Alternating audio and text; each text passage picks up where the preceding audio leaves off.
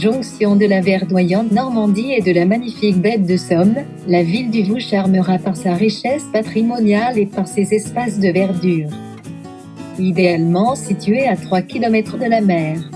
Et bien sûr au château consacré au roi Louis-Philippe qui en avait fait sa résidence d'été et qui reçut 2 fois la reine Victoria.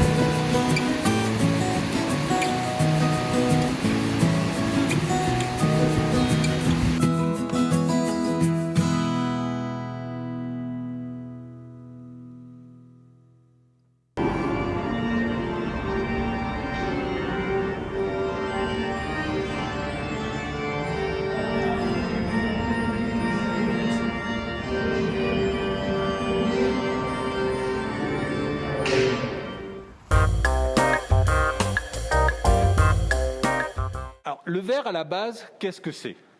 Vous en avez peut-être une petite idée? Du sable. Du sable, hein, comme on l'a entendu effectivement tout à l'heure.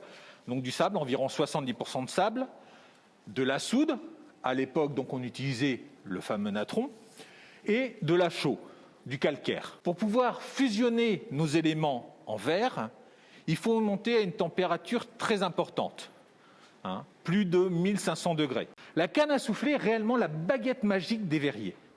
Hein. Elle est restée utilisée dans l'industrie jusqu'au début du XXe siècle et elle est toujours utilisée par les verriers d'art, hein, pour les créations actuelles. On va continuer à évoluer dans le temps et on va arriver toute fin du XIXe siècle, en 1895, dans la région de Cognac, où, comme vous vous en doutez, on produit du cognac. Et M. Boucher a un problème, c'est de pouvoir embouteiller son cognac de façon suffisamment rapide. Il va créer pour cela une première machine qui permettra un travail en semi-automatique. Cette machine, donc la machine Boucher, permet de créer des bouteilles à une relativement bonne vitesse pour l'époque, puisqu'elle va lui permettre de créer une bouteille à la minute. Comme je vous disais, donc, la Glace Vallée, donc, ce sont nos 4 entreprises principalement, donc Verre Essence qui est à Mers-les-Bains, Pochet du Courval et Walter Sperger qui sont à Blangy et Brosse qui est à Vieux-Rouen, hein, qui fabriquent le flaconnage de luxe principalement. Petite blague comme ça justement, sur un flacon de parfum que vous allez acheter 100 €. Quel est selon vous le coût du flacon? Pour 70% du prix du flacon, c'est, roulement de tambour, la pub. Et oui, la publicité qui bouffe plus de la moitié du budget. Il faut bien payer les acteurs, Internet, le cinéma, etc. 20 à 25% le parfum en lui-même, heureusement. Ensuite, on va payer le designer, celui du flacon, hein, qui crée le flacon et le bouchon.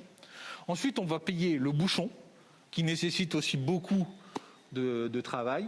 Et en tout dernier, notre flacon, hein, pour environ 1% du prix du flacon. Ce qui est quand même très ironique quand on sait qu'une fois que le parfum est terminé, tout ce qu'on garde, c'est le flacon.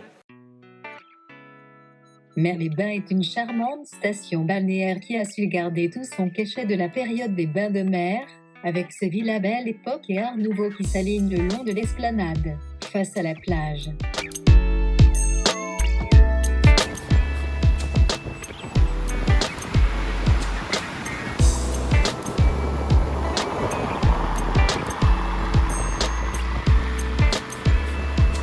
Un front de mer magnifiquement préservé et qui est d'ailleurs classé secteur sauvegardé.